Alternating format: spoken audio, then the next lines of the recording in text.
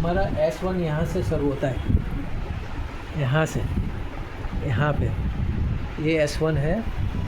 और यहाँ पे, यहाँ से वहाँ मूलाधार चक्र भी है आपका। हाँ, तो आपको पेन कहाँ पे होता है? ये होता है ना। हाँ, तो ये देखो यहाँ पॉइंट दे रहा हूँ मैं।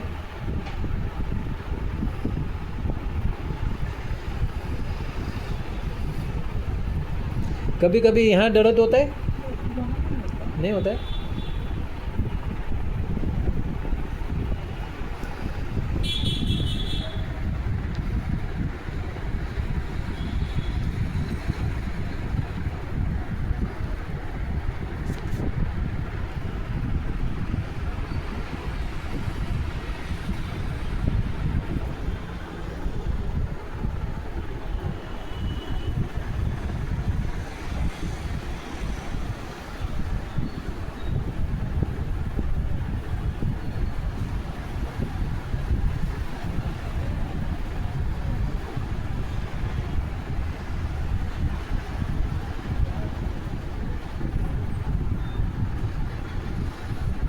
चलो हो गया, हो गया।